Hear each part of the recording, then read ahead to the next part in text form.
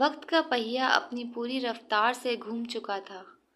3 سال بیت گئے تھے، وہ 3 سال جو کسی کے لیے کامیابی کی سیڑھیاں ثابت ہوئے اور کسی کے لیے اذیت کی لام تنہائی زنجیریں۔ شہر کی فضاؤں میں وہی پرانی مہک تھی، وہی راستے تھے، مگر انسان بدل چکے تھے۔ مہرک، جو کبھی گلاب کی طرح کھلتی تھی، اب ایک مرجھائے ہوئے پھول کی طرح محل کے بند کمرے میں قید تھی۔ اس کی شادی کی تیاریاں اب ایک آخری ہنگامے کی صورت اختیار کر چکی تھیں۔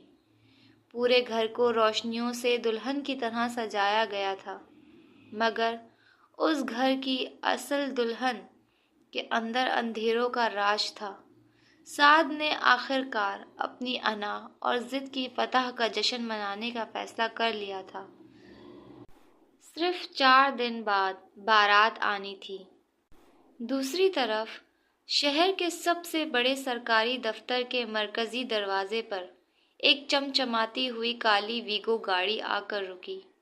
گاڑی کے اگلے حصے پر لگی اسسٹنٹ کمشنر کی سبز پلیٹ اس کی طاقت کا پتہ دے رہی تھی۔ پولیس کی چاقو چوبند دستے نے فوراً سیلیوٹ پیش کیا۔ گاڑی کا دروازہ کھلا اور ایک نوجوان باوقار انداز میں باہر نکلا۔ کلف لگا سفید سوٹ، آنکھوں پر برینڈڈ کالا چشمہ اور چہرے پر وہ آہنی سختی جو صرف ان لوگوں کے نصیب میں آتی ہے جنہوں نے زندگی کے کٹھن ترین راستوں کو اپنے پیروں تلے روندا ہو۔ یہ حارث تھا۔ اس نے سی ایس ایس ٹاپ کیا تھا اور آج وہ اسی شہر میں ایک حاکم بن کر لوٹا تھا جہاں سے اس نے اپنی محبت اور عزت دونوں کے جنازے اٹھتے دیکھے تھے۔ اس نے چشمہ اتار کر اپنے پرانے شہر کی فضا کو محسوس کیا۔ اس کے چہرے پر آہنی سختی آ گئی اور اس کے ماتھے پر ابھری رگیں اس کے اندر چھپے طوفان کا پتہ دے رہی تھی۔ میں واپس آ گیا ہوں سعد، اب حساب ہوگا، اس نے خود سے سرگوشی کی۔ اور ادھر ثنا جو محروق کی حالت دیکھ کر رو رو کر تھک چکی تھی، وہ ہمت ہارنے والوں میں سے نہیں تھی۔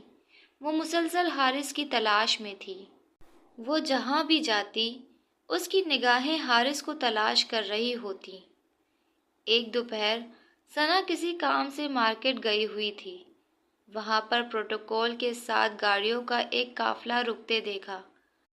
اچانک اس کی نظر اس نوجوان پر پڑی جو گاڑی سے اترا۔ ثنا کا دل زور سے دھڑکا۔ وہ چہرہ، وہ گہری آنکھیں، وہ اسے ہزاروں میں پہچان سکتی تھی۔ حارث، کیا واقعی وہی ہے؟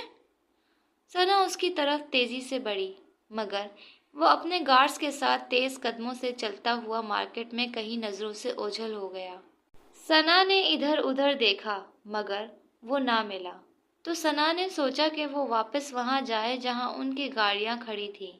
جیسے ہی ثنا وہاں پہنچی تو اس نے دیکھا کہ وہ قافلہ وہاں سے روانہ ہو رہا ہے۔ ثنا اپنی گاڑی میں بیٹھی اور ان کا پیچھا کرنے لگی۔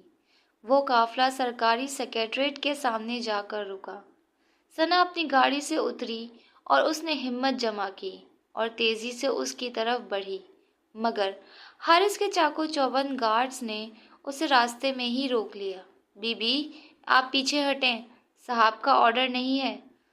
ثنا ان سے جھگڑنے لگی کہ مجھے ضروری بات کرنی ہے تمہارے صاحب سے، مجھے ان سے ملنے دو۔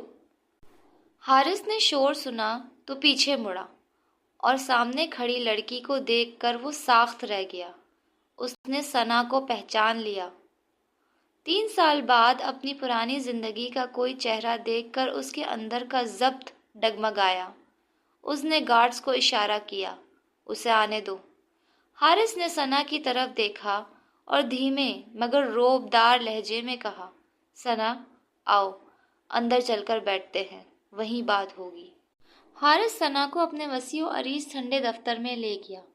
اسسٹنٹ کمشنر کی کرسی پر بیٹھتے ہی حارث نے اپنے عملے کو باہر جانے کا اشارہ کیا اور ثنا کی طرف متوجہ ہوا۔ اس کا چہرہ سپاٹ تھا، مگر ثنا کی آنکھوں میں غصے اور دکھ کی لہر دوڑ گئی۔ تو تم یہاں اس بڑی کرسی پر افسر بن کر بیٹھے ہو حارث، اور وہاں وہ لڑکی تمہارے انتظار میں پل پل مر رہی ہے، ثنا نے بیٹھتے ہی تیکھے لہجے میں کہا۔ حارث نے ایک لمبا سانس لیا اور قلم سے کھیلنے لگا۔ ثنا، میں نے 3 سال پہلے ہی صاف کہہ دیا تھا کہ مجھے محروق سے کوئی دلچسپی نہیں ہے۔ میں اب اپنی زندگی میں بہت آگے نکل چکا ہوں۔ جھوٹ مت بولو حارث، تمہاری آنکھوں کی یہ تڑپ تمہارے لفظوں کا ساتھ نہیں دے رہی۔ مجھے نہیں معلوم اس رات سعد نے تمہارے ساتھ کیا کھیل کھیلا تھا یا تمہیں کس موڑ پر لا کر ڈرایا گیا تھا، مگر میں اتنا ضرور جانتی ہوں کہ حارث بے وفا نہیں ہو سکتا۔ تم نے یہ سب کسی بہت بڑی مجبوری میں کیا ہے، اور تمہاری یہی خاموشی آج محروق کی جان لے رہی ہے۔ وہ پچھلے 3 سال سے گھٹ گھٹ کر جی رہی ہے، وہ ایک زندہ لاش بن گئی ہے۔ وہ روز تمہارے نام کی تسبیح پڑھتی ہے، اور سن لو، کچھ دنوں میں اس کی بارات ہے۔ سعد اسے زبردستی اپنے نکاح میں لینے جا رہا ہے۔ اگر تم نے آج اپنی یہ جھوٹی انا اور خاموشی نہ توڑی تو تمہارے پاس صرف محروق کی لاش بچے گی۔ حارث کے ہاتھ سے قلم چھوٹ گیا۔ شادی؟ اس کا سارا روب، اس کی ساری افسری ایک لمحے میں ریزہ ریزہ ہو گئی۔ اس کی آنکھوں میں وہ سارا درد اور تڑپ یکدم اتر آیا جو اس نے 3 سال تک اپنے سینے میں چھپا کر رکھا تھا۔ کیا اس نے ابھی تک میرا انتظار کیا؟ حارث کی آواز لرز رہی تھی۔ انتظار نہیں حارث، اس نے تمہاری عبادت کی ہے، ثنا نے روتے ہوئے بتایا۔ وہ آج بھی دیوانوں کی طرح تمہارے نشان ڈھونڈتی ہے۔ حارث نے فوراً میز سے اپنی سرکاری کیپ اٹھائی اور کھڑا ہو گیا۔ اس کی آنکھوں میں اب ایک دہکتی ہوئی آگ تھی۔ ثنا، چلو میرے ساتھ، مجھے ابھی اور اسی وقت محروق کے گھر جانا ہے۔ میں اب اسے ایک پل کے لیے بھی اس جہنم میں نہیں چھوڑ سکتا۔ ثنا نے اسے روکا اور نفی میں سر ہلایا۔ نہیں حارث، وہ اس وقت گھر پر نہیں ہوگی۔ حارث چونک گیا۔ گھر پر نہیں ہوگی تو کہاں ہوگی؟ ثنا کی آنکھوں سے آنسو بہہ نکلے۔ وہ اس وقت بھی اسی پرانے کیفے میں ہوگی حارث۔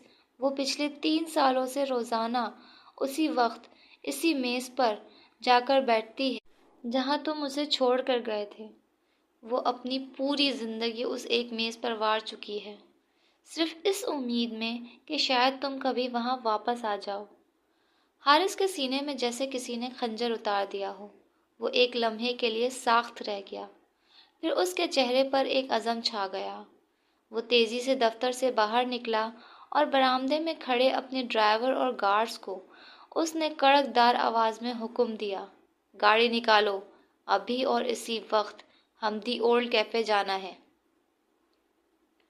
ڈرائیور نے تیزی سے دروازہ کھولا، گاڑی کا سائرن بجا اور کالی ویگو دھول اڑاتی ہوئی اسی کیفے کی طرف روانہ ہو گئی جہاں سے یہ کہانی شروع ہوئی تھی۔ حارث کی آنکھوں میں اب وہ پرانی مظلومیت نہیں تھی، بلکہ ریاست کی طاقت اور ایک عاشق کا جنون تھا۔ اب حساب کا وقت شروع ہو چکا تھا۔